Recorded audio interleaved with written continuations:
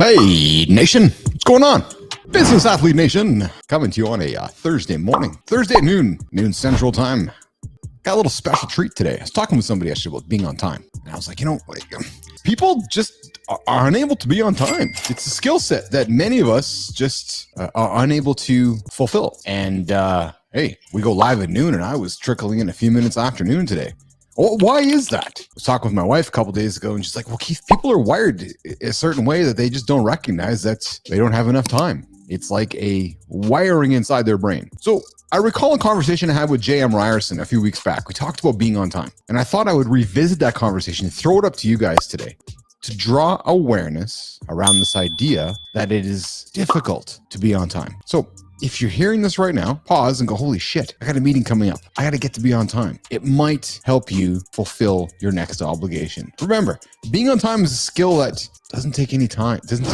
Takes no skill to be on time. Just show up. Ryerson and myself. You know how it works here live in the lab with myself, Keith Bilous, in the Business Athlete Performance Lab, the accountability company. Yeah, there you go. There's a ring to that, isn't there? All my business leaders out there tuning in today. All you athletes, retiring athletes tuning in today. All you guys sitting back there going, what's next in my life? What am I going to do next? I need some help being accountable to next. I need some help putting myself accountable to what I want to do next. That next goal. You thinking about what's going to be next in your life. You got a goal, but struggle with accountability. Why is accountability so difficult for everyone? It's incredible, isn't it? When you think about it, when you pause and think about it, the barrier to entry to taking care of yourself is actually minimal. The barrier to entry to being on time for something is minimal. No talent to being on time. No talent at all.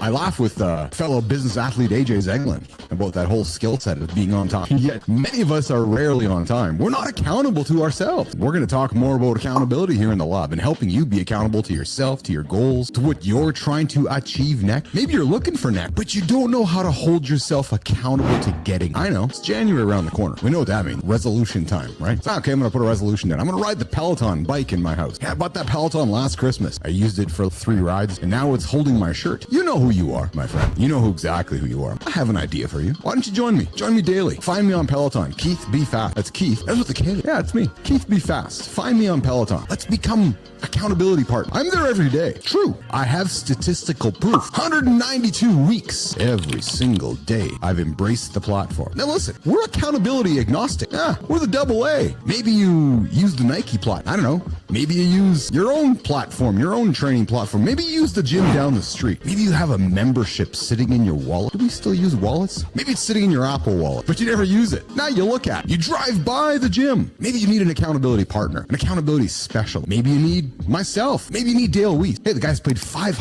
over 500 games in the NHL. Heck, many guys don't even play one, let alone 500 success. And then he goes plays hockey in Europe, continues his career. That doesn't happen by accident. Dale himself has commented that he's perhaps wasn't the most talented guy on the ice, but he was the hardest working guy on the ice. And that's what I pride myself on. If you've been tuning into this show since day one, we show up every day. We're accountable to ourselves and we're accountable to you. And you know who we're going to be accountable to coming up is our guest joining us today live in the lab. Let's go win. Ryerson's joining us today. Author, leadership, and performance coach, international speaker, and the host of the Let's Go Win podcast. Maybe we'll have the old chief athlete myself, Keith Bilous, on his podcast one day. Going to spread our accountability love, our accountability messaging. Hey, maybe you work with JM. Maybe you're a leadership or performance advocate of his. Or maybe you're struggling with your own accountability, but you don't want to tell him. You're like, I don't want to tell JM. I don't want to tell JM at all that I'm not being accountable to his stuff. Hey, we can support for you with JM. So think about us as that supplementary membership, that supplementary accountability special to help you achieve those goals. Let's pivot our attention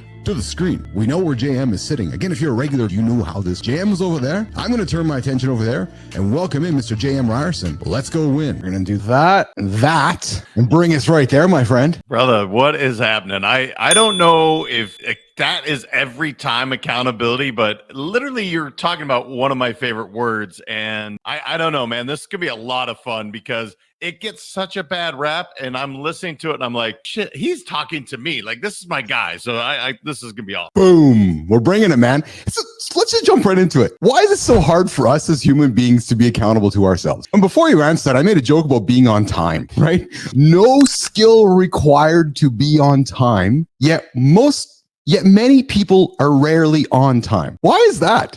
Unfortunately, they don't respect their own time. They don't respect other people's time, is my answer. Yeah. Which is so funny because you're like, of course I respect my time. Do you? Do you, if somebody's late for a meeting where you expected them to be on time, they're not respecting your time. And if you're late, you're not respecting your own time. It is one of these funny things because we will lie to ourselves all day long. But if you were to say, so my accountability buddies are my family, my two sons, wife, I will never lie to them. I'll lie to myself all day long, but I'll never lie to my kids. And so if you look at it that way, where it's like, who's your accountability buddy? Would you ever be late for your kids? For me, the answer is absolutely not. No, like they're my ever. So it's interesting how we will lie to ourselves. We will let ourselves down, but who won't you let down? Is it your mom? Is it your kids? Whoever it is, that's the person you want to have as your accountability person. And just think, if I'm late to this, I'm letting them down. And if you change the perspective, maybe now you can start to show up on time and respect your time. I think, JM, sometimes